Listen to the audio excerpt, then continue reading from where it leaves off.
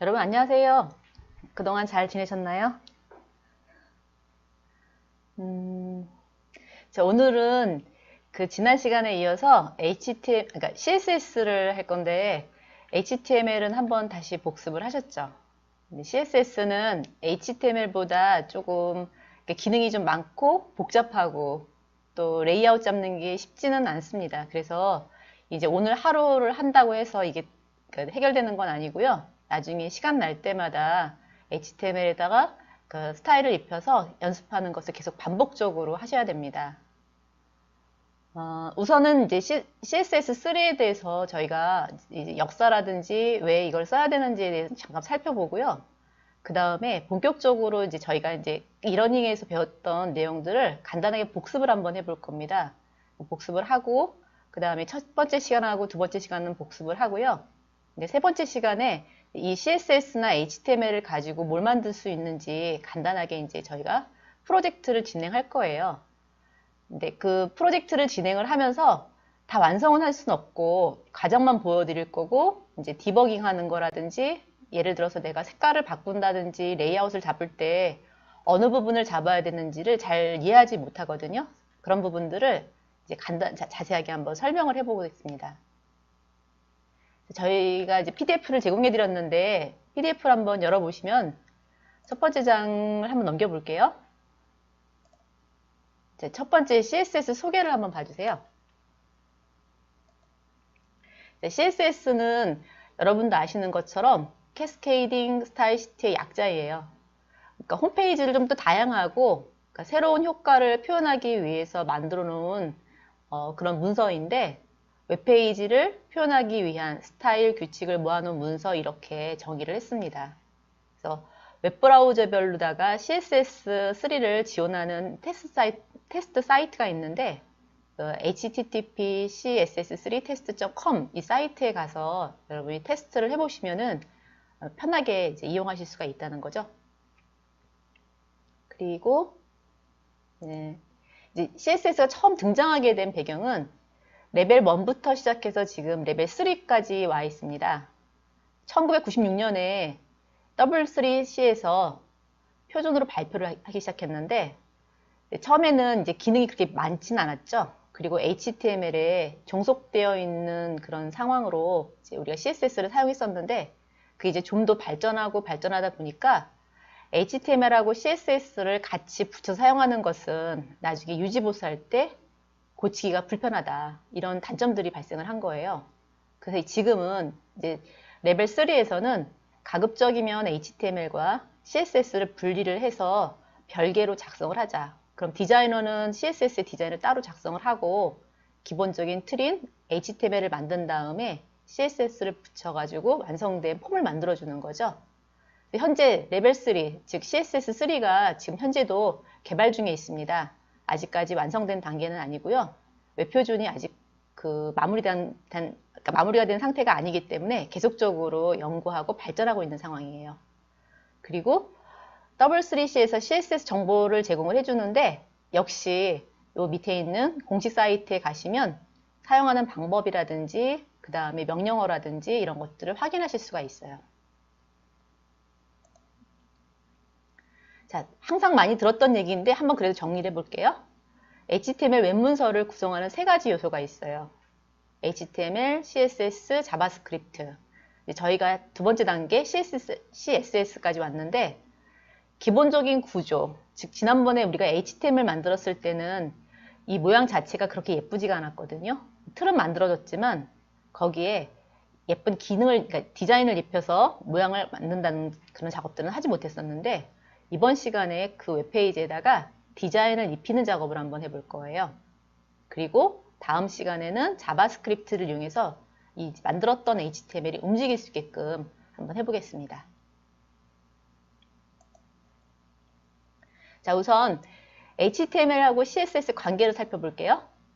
CSS를 적용하지 않은 HTML 같은 경우에는 화면에서 보시는 것처럼 그냥 태그만 사용을 해서 작성을 했을 때는 웹브라우저에 기능 없이 문서만 표현이 됩니다. 하지만 CSS를 적용한 HTML인 경우에는 색깔이 바뀐다든지 글자가 틀어진다든지 아니면 모양을 예쁘게 레이아웃을 잡아준다든지 이런 기능들을 할 수가 있는 거죠. 그래서 HTML을 작성하고 그 다음에 CSS를 작성을 한 다음에 그걸 하나로 묶어가지고 웹브라우저에서 표현하게 되는 거죠. 보시는 것처럼 H1 태그를 레드로 했고 글꼴을 두껍게 했고 그 다음에 글꼴은 커믹산스 MS라는 그 글꼴을 이용을 했어요. 그랬더니 모양은 이 글꼴이 커믹산스 MS입니다. 그리고 빨간 색깔로 진하게 표현이 됐죠. 그리고 P 태그인 경우에는 이탈릭 책, 약간 누워있는 글꼴이고요. 역시 진하게 표현했습니다. 자, 그러면 스타일리스트의 기본 구성은 어떻게 되어 있는지 다시 한번 정리할게요. 일단 선택자가 있습니다. P라고 하는 태그인데요. 이 선택자를 이용을 해서 이 안에 P 태그를 컬러를 빨간 색깔로 할 거고 그 다음에 패딩을 7픽셀로 하겠다. 그 들여쓰기 글꼴이라든지 이런 것들을 7픽셀로 하겠다. 이렇게 선언을 했을 때 앞에 있는 이 컬러라든지 패딩이라든지 하는 것을 우리가 속성, 프로퍼티라고 얘기를 하고요. 그 다음에 레드라든지 7픽셀이라고 하는 것들은 이 속성에 대한 값들을 얼만큼 지정할 거냐. 프로퍼티 밸류라고 합니다. 그래서 이거를 하나의 우리가 선언문이라고 얘기를 하고요. 선언되어 있는 그 묶음을 선언 블럭이라고 얘기를 하죠. 선택자들은 이런 각각의 속성들을 다 가지고 있는 거예요. 물론 P태그에서는 컬러랑 패딩을 갖고 있지만 다른 선택자는 또 다른 속성과 속성 값들을 가질 수가 있겠죠. 자, 넘어가 볼게요. CSS를 사용할 수 있는 방법은 총 3가지가 있습니다. 내부 스타일 시트, 그 다음에 외부 스타일 시트, 그 다음에 인라인 스타일 시트 3가지가 있는데 내부 스타일 시트는 바디 태그 안에 태그를 구성을 합니다. 그리고 그 바디 태그의 태그를 어떤 식으로 변경할 건지, 어떤 식으로 모양을 낼 건지를 스타일에다가 따로 뽑아서 작성을 하는데 가급적이면 스타일은 헤드와 헤드 사이에다가 작성하기를 권장을 하는 거죠. 이렇게. 자, 이렇게 바깥으로 뽑아냈어요. 그러니까 바디 아닌 헤드 사이에다 집어넣는 것을 내부 스타일 시트라고 얘기를 해요. 가장 일반적으로 많이 사용하는 방법이겠죠. 자, 2번째 방법은요. 외부 스타일 시트예요. 너무 스타일 시트를 지정해야 되는 내용이 많아요. 그런 경우에는 이 안에다가 헤드 안에다가 스타일을 적용할 수가 없습니다.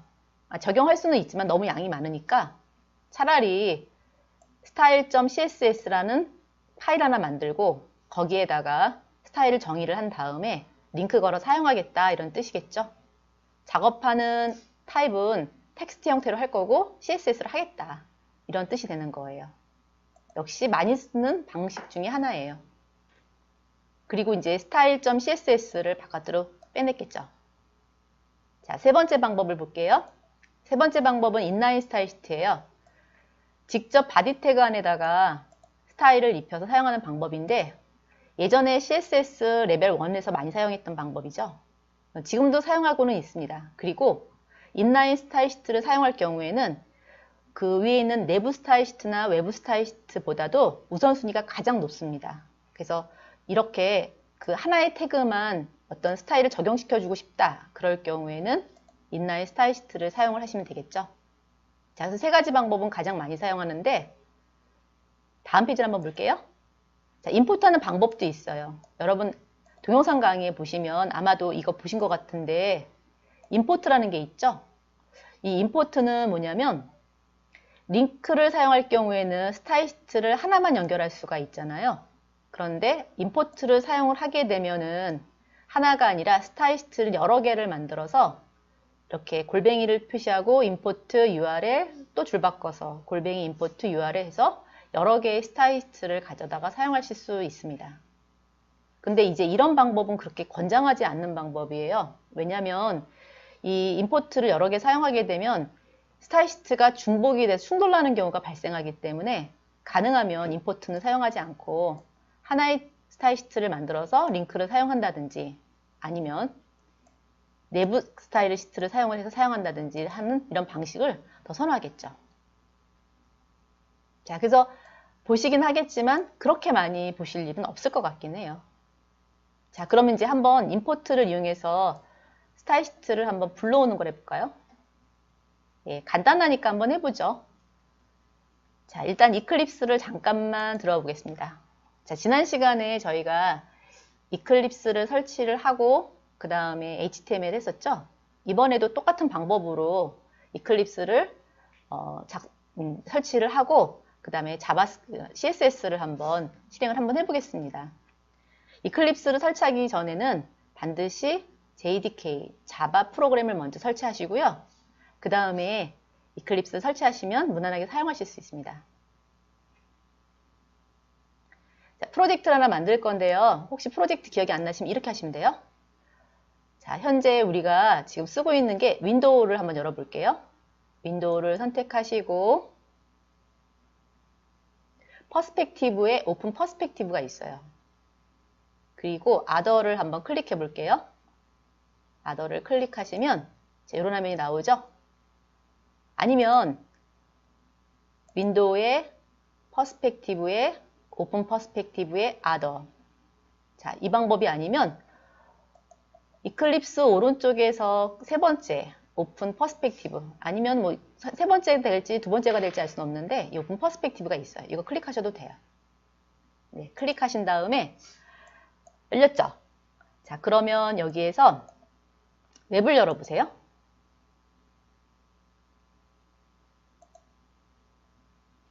웹을 열어주신 다음에 자, 이제 저는 이제 이미 웹이 되어 있으니까 화면이 웹이잖아요. 근데 웹이 안 되어 있을 때는 웹으로 바꾸시면 돼요. 그리고 난 다음에 자, 여기에 이제 프로젝트 익스플로러가 뜨겠죠. 그 상태에서 마우스 오른쪽 버튼 뉴 네, 스태틱 웹 프로젝트를 선택하시면 됩니다.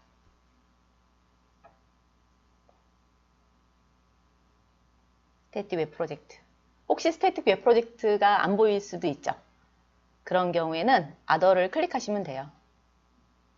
아더를 클릭하시고 역시 쭉 내려가시면 웹이 있어요. 웹에서 여기 보면은 스태틱 웹 프로젝트가 보이시나요?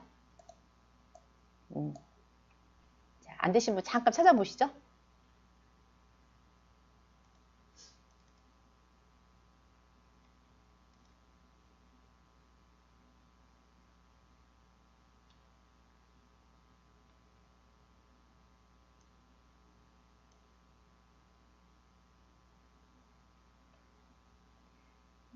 자, 다시 한번 할게요. 한 번만 더. 프로젝트에서 오른쪽 버튼 뉴 여기 스태틱 웹 프로젝트가 있는데 이게 안 보이면 아더 클릭하시고 쭉 내려가시면 웹이 보여요. 웹에서 스태틱 웹 프로젝트 선택하시면 됩니다. 네, 그리고 넥스트 눌러주시고요. 네, 프로젝트의 네임인데 저는 CSS 워크라고 만들었죠. 여러분은 원하시는 대로 작성하시면 돼요. 워크 이런 식으로 만드시고요. 네, 넥스트 피니시 하시면 됩니다.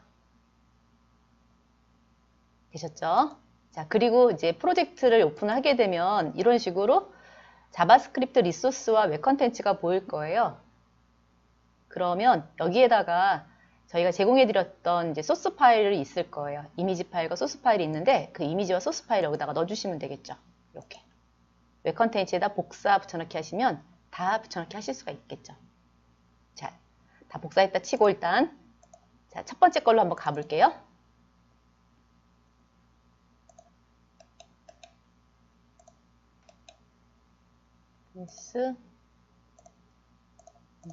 자, 첫 번째 01 HTML 그 다음에 밑에 보면은 my css.cs가 있죠. 자, 요거를 두 개 열어볼게요.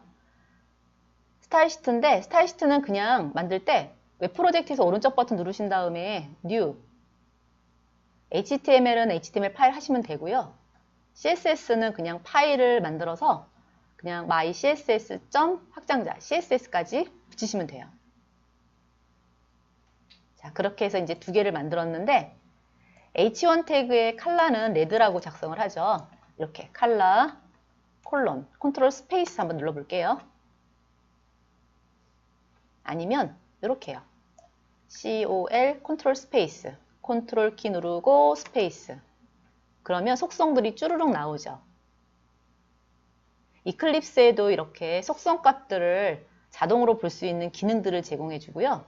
지난번에 말씀드렸던 것처럼 그 서브라임 텍스트라든지 아톰이라든지 이런 것들도 역시 기능들을 제공하고 있습니다. 그래서 컬러를 써주시고요. 여기다가 블루로 해볼까요? 블루도 B, 컨트롤 스페이스 이렇게 하면 블랙, 블루, 백그라운드 이런 거 뜨죠. 이렇게 작성하시고요. 그 다음에 HTML 한번 가볼게요. HTML에서 자, 요거를 주석 처리 한번 해보죠. 요 부분 있죠? 자, 블럭을 이렇게 잡아주시고 블럭을 잡아주는 방법은 컨트롤 키 누르고 시프트 키 누르고 슬러시를 하시면 돼요. 컨트롤 시프트 슬러시 컨트롤 시프트 슬러시 하게 되면 자동적으로 주석 처리가 됩니다. 컨트롤 시프트 슬러시. 자, 이건 적어 드릴게요. 컨트롤 시프트 슬러시 이렇게 하시고요. 주석 처리가 됐죠?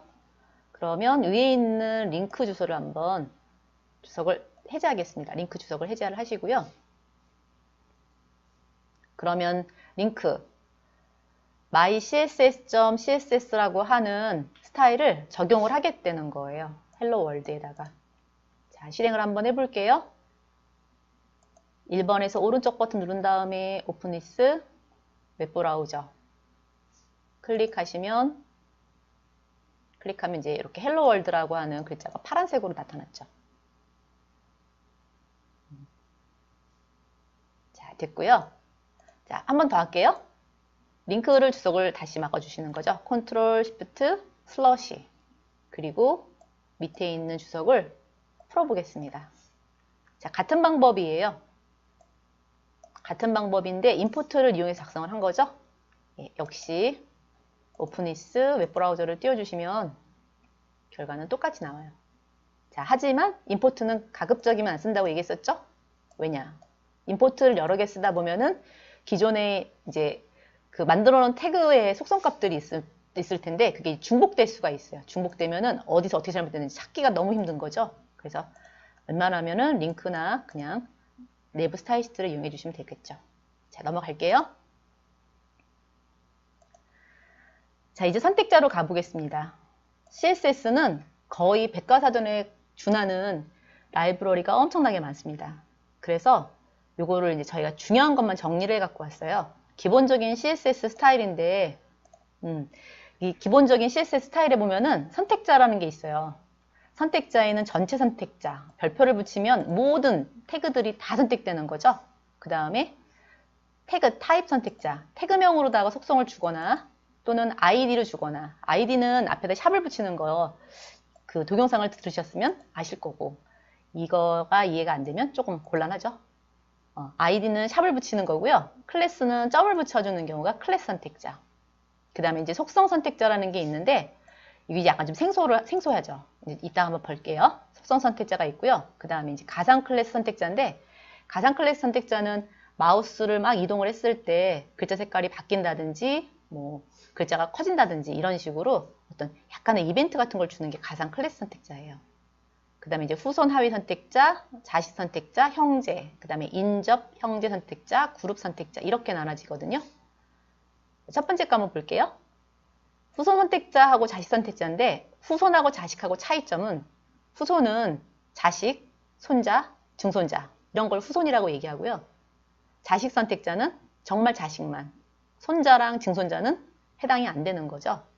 후손 선택자는 이렇게 그림으로 보시면 밑에 있는 자식과 또 자식의 자식, 손자까지 포함되는 거죠. 그리고 자식 선택자는 그냥 이렇게 표시를 하는 거예요. 자, 이걸 가지고서는 우리가 그 예를 한번 들어볼게요. EX2로 한번 가보겠습니다.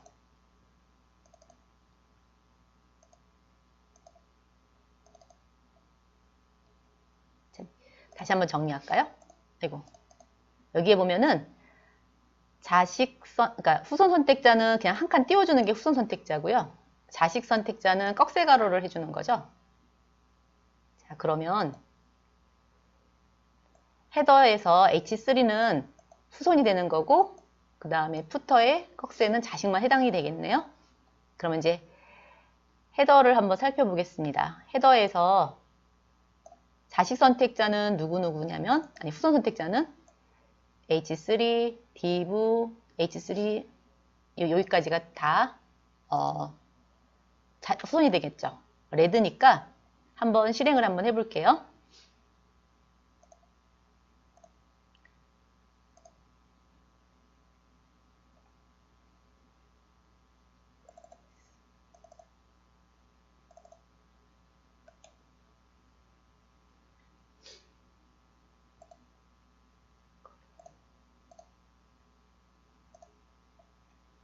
이렇게 표시가 되겠죠.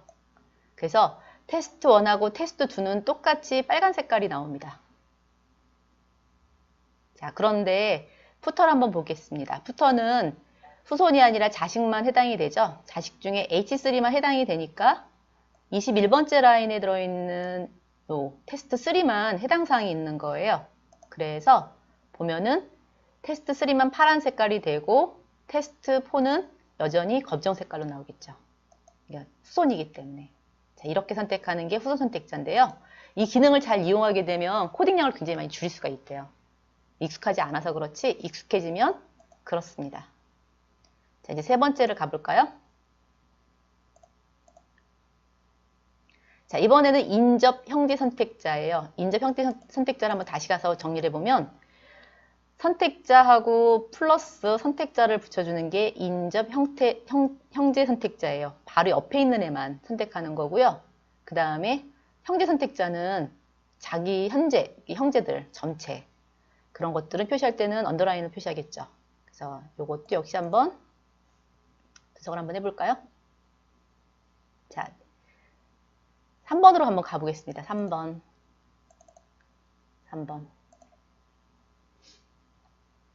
자, 첫 번째, 인접 형제 선택자예요. 플러스죠. H1 옆에 있는 H2니까 누구냐면은 요거네. 그쵸? 자, 일단 분석을 먼저 한번 해볼게요. 그럼 코드랑 비교해 보시면 편하겠죠. 첫 번째 거는 H1 태그고요. 그 다음에 H1 바로 옆에 있는 형제인데 형제를 뭘로? 빨간색으로 표시를 하래요. 사실은 H1 옆에 형제는 누구냐면 H2, H3, H2 다 형제거든요. 하지만 옆에 있는 형제니까 H2, 20번째 라인에 H2만 해당이 되겠죠. 이해되셨어요? 그 다음에 H1에서부터 H1 언더라인 H2라고 하는 건 뭐냐면 H1 태그가 있는데 H1 태그의 모든 형제들이니까 다 해당이 되겠죠. 다 해당이 돼요. 이번에는 그 다 해당되는 형제들을 전부 다 뭘로 하겠다? 옐로우로 하겠대요. 옐로우로 백그라운드 옐로우를 지정했겠죠. 이건 줄이 안 맞네. 이렇게.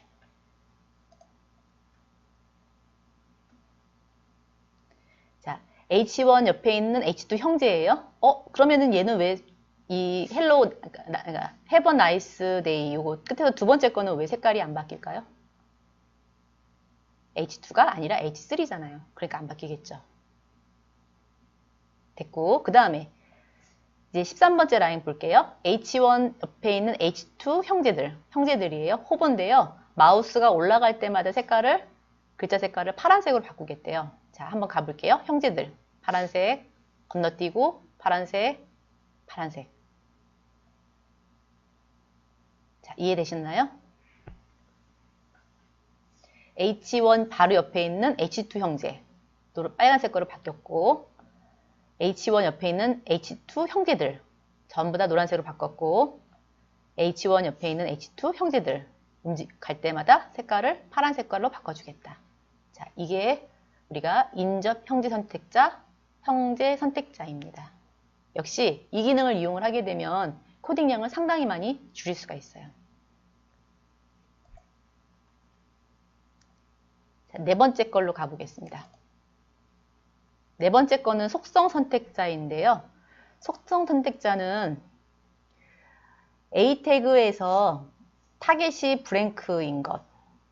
A 태그에 네, 여기요. 여기 보시면 A 태그에 들어있는 언더바 타겟이 브랭크인 것은 뭘로 하겠다? 그린으로 하겠다 이런 뜻이겠죠. 자, 이런 뜻이고요. 예, 두 번째 클래스 퍼스트라고 되어 있죠.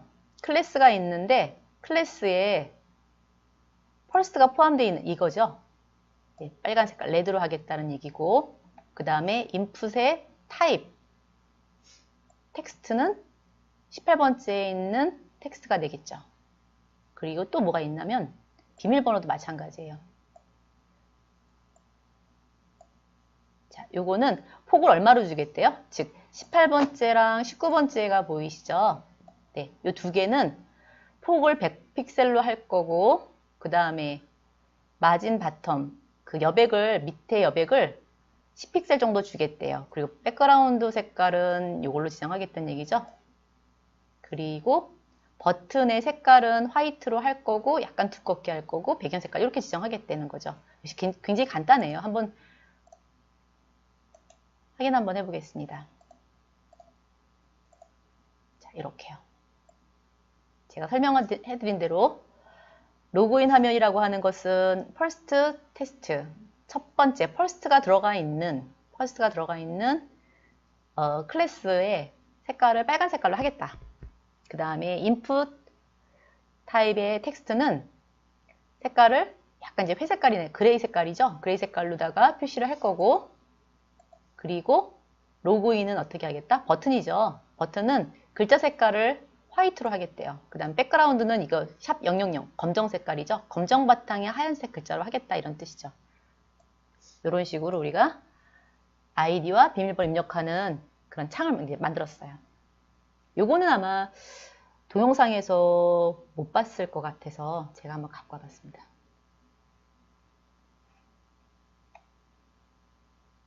제가 지금 너무 빨리 진행을 하니까 이해도 안 됐는데 넘어간다 이렇게 생각하실 수도 있는데 일단 한번 들어보시고요. 나중에 천천히 한번 다시 보시면 이해하실 수 있습니다.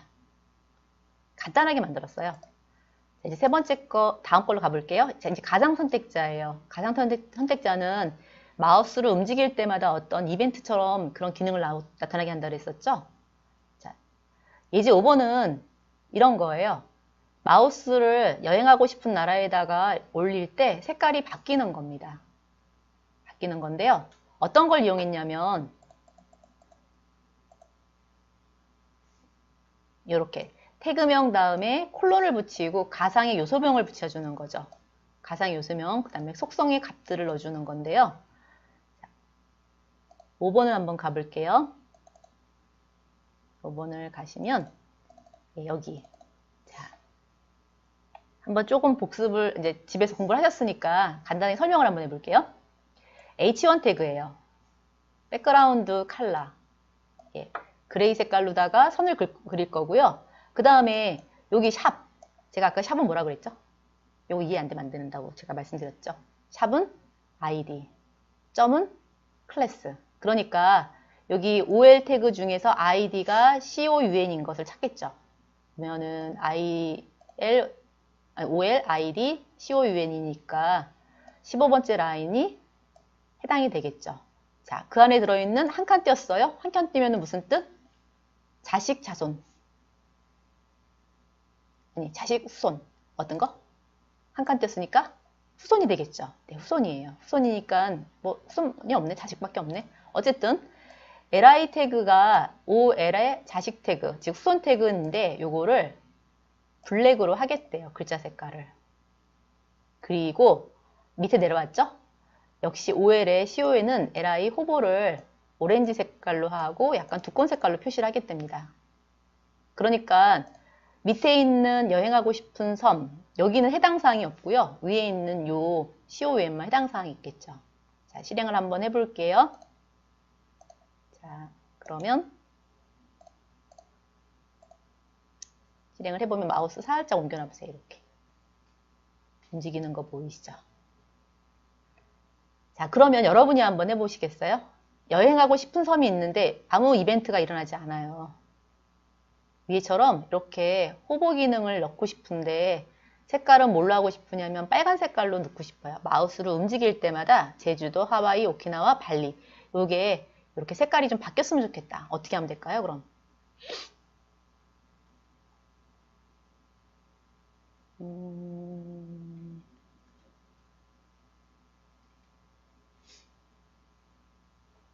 자, 그러면 제가 해볼게요. 그대로 복사를 한번 하는 거예요. 카피를 뜨고 전화키를 하고 자, 이번에는요. 여기다가 아일랜드를 넣고 색깔을 레드로 넣고 다시 한 번만 새로 고침 F5 어때요? 실행되고 있지요? 이렇게. 간단하죠? 이렇게 처리하시면 됩니다. 그래서 기능들을 계속 누적해서 추가하는 게 가상 선택자예요. 이렇게. 자, 갈까요? 넘어가 보겠습니다. 그래서 이제 가상 선택자까지 정리를 한번 해봤어요. 자, 숨고르기를 한번 하고, 자, 이번에는 이제 그런 선택자가 여러 개가 있대요. 선택자가 여러 개가 있는데, 이 선택자를 여러 개를 같이 동시에 썼을 때, 과연 뭐부터 처리할 거냐. 제가 아까 얘기했었죠. 임포트를 여러 개 쓰게 되면은 선택자 사이에 중복이 일어날 수가 있어요. 충돌이 날 수가 있으니까 가급적이면 안 쓰는 게 좋다고 얘기했잖아요. 그것처럼 이 선택자를 남발을 하게 되면 뭐를 먼저 해야 될지 알 수가 없는 거야. 그래서 정해놨죠. 인라인, 즉 태그 안에다 직접 스타일을 입히는 게 가장 우선순위 높다고 했었고요. 그 다음엔 아이디 선택자, 그 다음에 클래스 선택자, 그 다음에 태그 선택자 이 순서대로 우리가 우선순위를 부여를 하는데 이제 제일 많이 받는 질문 중에 하나가 이거예요. 아이디하고 클래스하고 있는데 샵을 넣고 점을 넣는데 차이점이 뭐예요? 이렇게 물어보시거든요. 하나의 페이지에서 같은 이름의 클래스는 여러 번 나올 수가 있습니다. 하지만 하나의 페이지에서 아이디는 여러 개 나오면 여러 개 나오지 않기를 권장해요. 물론 아이디를 여러 번 써도 오류나지는 않지만 개발하는 입장에서 권장사항이에요. 한 페이지에 아이디는 반드시 하나만 있어라. 이런 거죠. 아까 우리가 로그인 화면을 만들었어요. 아이디랑 비밀번호가 있는데 이 한 페이지에서 이 태그의 이름을 아이디라고 줬는데 비밀번호도 아이디라고 주면 안 되잖아요.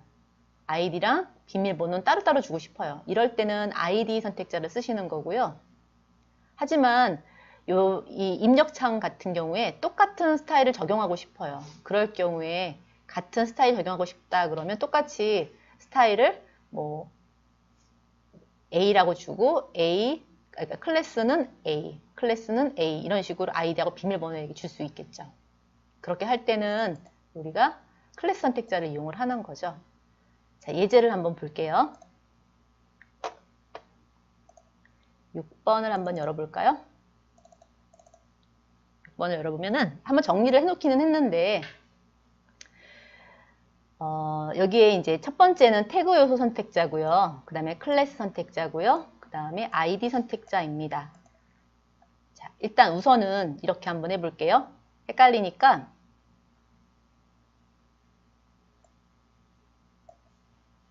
한번 다 지워볼게요.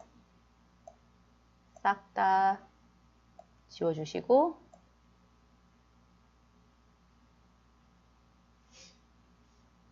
P까지만 지울까요?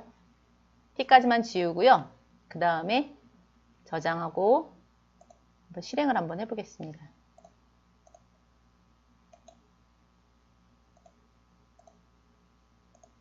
자, 실행을 했더니 어떻게 나오냐면 화면에 P 태그가 전부 다 무슨 색깔이 나왔냐면은 연한 파란 색깔? 네, 연한 파란 색깔이 이렇게 나오죠. 왜냐면 우리가 P 태그를 선택했어요. 요소 선택자를 선택을 했거든요.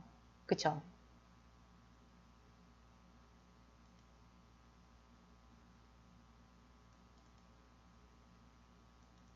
자, 그런데 이렇게 선택을 했어요. 자, 이번에는 이렇게 해볼게요. 여기다가 클래스를 하나 붙여보겠습니다. 클래스. T1이라고 붙일게요. 마찬가지로 클래스 T1 여기도 클래스를 T1이라고 붙였단 말이에요. 이렇게. 자, 그러면 우선순위가 태그 선택자보다는 클래스 선택자가 우선순위가 높으니까 다시 한번 실행시켜 보면은 어때요? 위에 있는 색깔이 전부 다 분홍 색깔로 변했죠. 연한 분홍 색깔로 변하고 그 다음에 P 태그 지정하지 않은 것만 그냥 연한 파란 색깔이 됐겠죠. 자, 이번엔 여기다가 하나 더 넣어 볼게요. 이번에는 이 자리에 아이디를 줄 거예요. 아이디를 주고 이름은 T2라고 줄게요. T2라고 주고 자, 그러면 이제 클래스랑 아이디가 이제 두 개가 있을 경우에 누가 우선순위가 높으냐? T2가 우선순위가 높겠죠. 그러니까 T2는 색깔을 그레이로 바꾸겠네. 다시 한번 세로 고침 한번 해볼게요. 세로 고침하면 이렇게 그레이 색깔이 되는 거죠. 그리고 글자는 타입 뉴 로만으로 바뀌겠죠. 자, 마지막으로 하나만 더 해볼까요? 이번에는 여기다가 스타일 한번 넣어보겠습니다. 스타일은 그냥 컬러를 레드라고 할까? 이렇게 한번 넣어볼게요. 그리고 세로 고침을 한번 넣어보시면 자, 빨갛게 구몬이 바뀐 거 보이시죠? 자, 그래서 스타일을 적용한 인라인이 우선순위 가장 높아요. 클래스, 아이디랑 이렇게 충돌이 나더라도 스타일이 먼저 처리가 되고 인라인이 먼저 처리가 되고 그 다음에 클래스와 아이디가 있을 때는 클래스를 따라가고 그리고 아이디와 그냥 태그가 있을 때는 그냥 아이디 따라가고 아무것도 없으면 그냥 태그를 따라가라. 우선순위 결정됐죠? 자, 그래서 한번 확인 한번 해보시죠.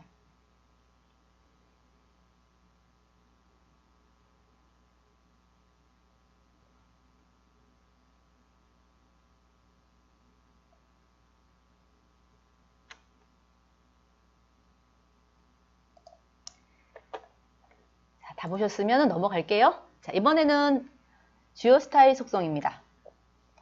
이 주요 스타일 속성은요, 속성이 굉장히 많아요. 문자 스타일 속성, 그 다음에 문단 스타일 속성, 테이블 스타일 속성 등등 여러 가지가 있는데 정리만 이렇게 했습니다. 문자는 그러니까 폰트 패밀리 하게 되면 글꼴 지정하는 거고 폰트 사이즈 당연히 글자의 크기겠죠. 아, 근데 여러분 이게 하나 있어요. 뭐냐면 예를 들어서 우리가 사이즈를 하려고 할 때 이 인라인으로 했을 경우에는 사이즈 한번 바꿔볼게요. 사이즈는 한 20픽셀 이렇게 한번 해볼게요. 그리고 다시 한번 세로 고침 해볼게요. F5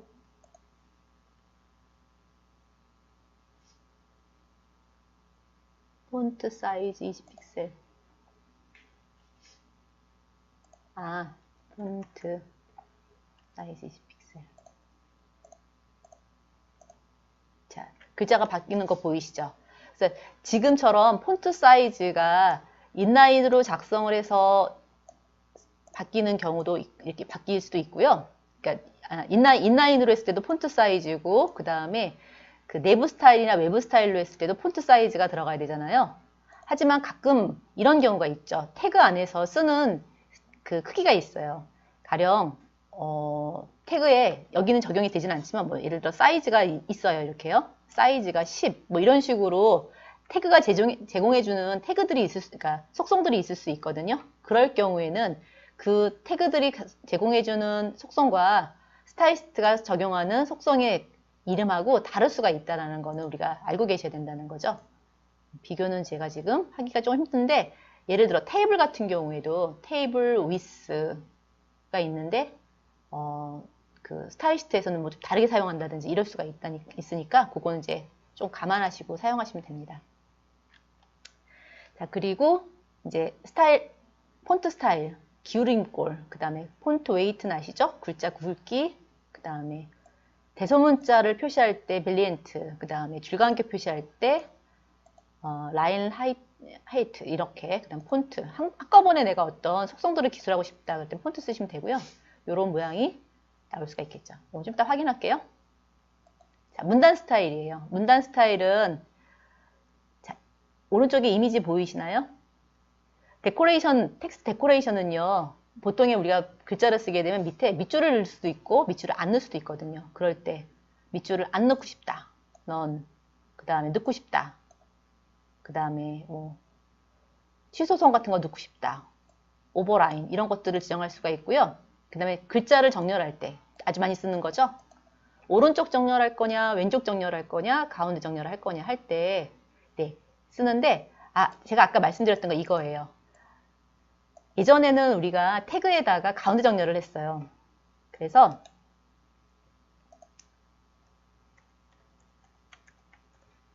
예를 들어서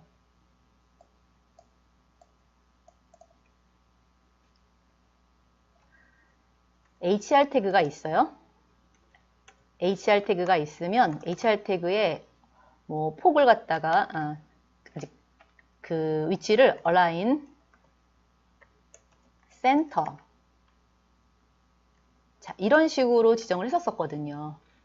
그런데 요즘에는 이런 방식으로 직접 속성도를 쓰는 것을 권장하지 않거든요. CSS3에서는 어떤 식으로 쓰냐면 스타일에서 스타일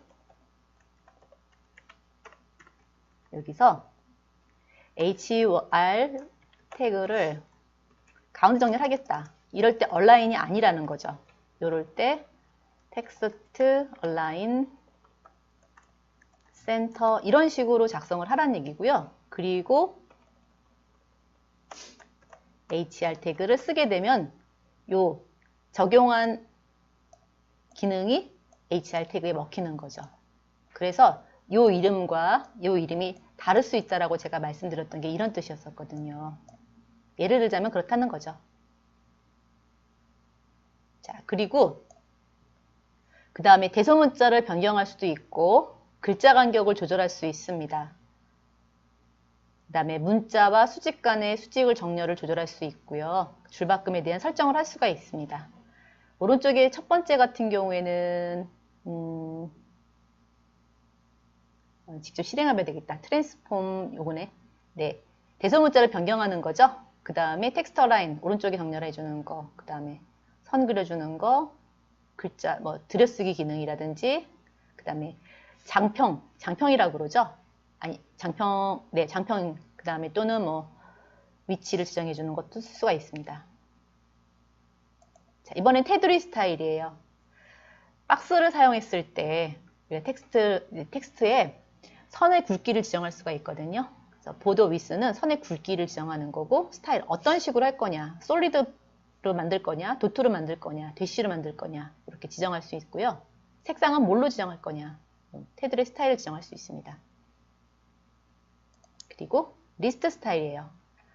자, 리스트 스타일은요. 보통 li 태그에 많이 사용을 하는 거거든요. li 태그에서 기본적으로 우리가 대문자 A부터 Z까지, 소문자 A부터 Z까지 아니면 숫자를 사용할 수도 있고요. 아니면 이렇게 분릿이라고 그러죠. 이미지를 넣어서 사용할 수도 있습니다. 그래서 리스트 스타일 타입은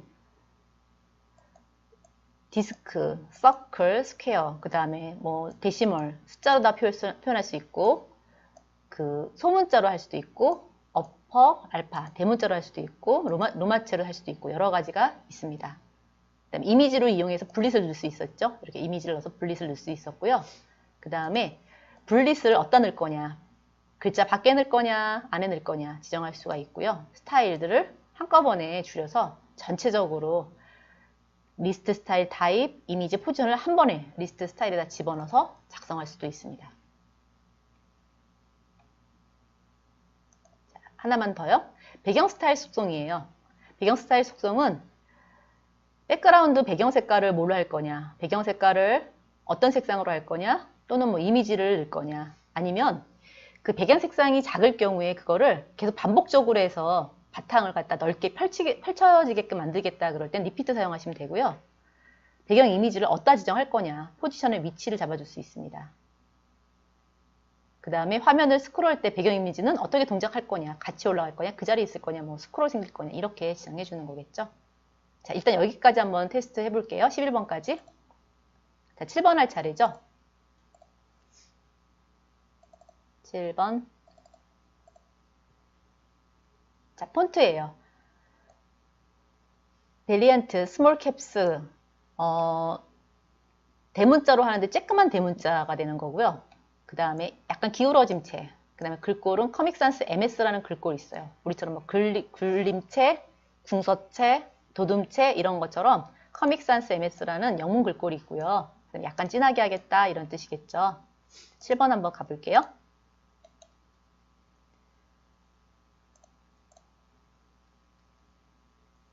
(7번)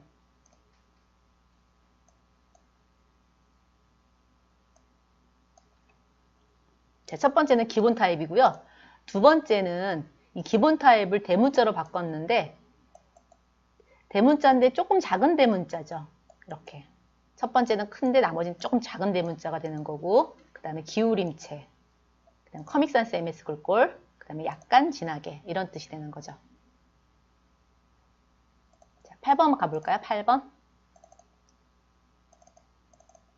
자, 8번은요. 문단 속성이었어요.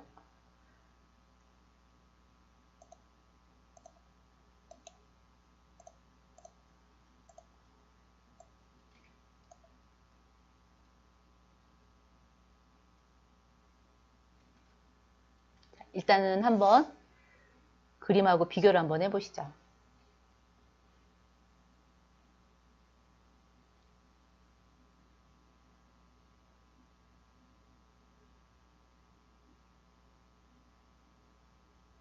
자, 얼추 보면은 이해하실 것 같죠?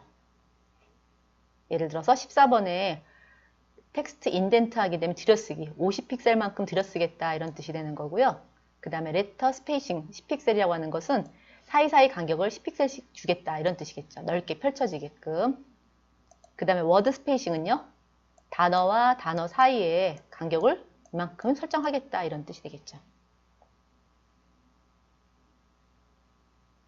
자, 됐고.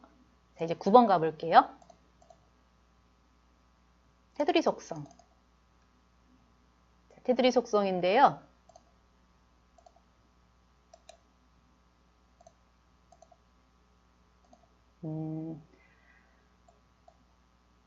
자, 바디 태그의 자식 태그예요. 바디의 자식은 누구냐면 전부 다 여기 해당이 되겠죠. 전부 다 가운데 정렬하겠대요. 그 다음에 div 태그를 넘어가는 것들은 바디를 넘어가는 건 전부 다 헤드로 감춰주겠다는 얘기고 각각 여기에 첫 번째 스타일은 아무것도 표시하지 않았고 솔리드 펜으로 도티드, 대시드, 그 다음에 더블, 그 다음에 글로브 이렇게 표시를 했겠죠.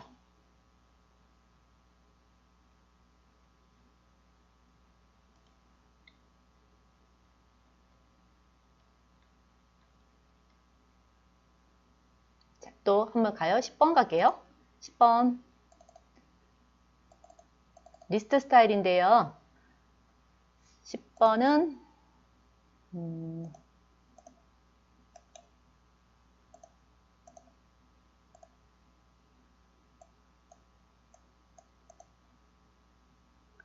가지고 있는 물건,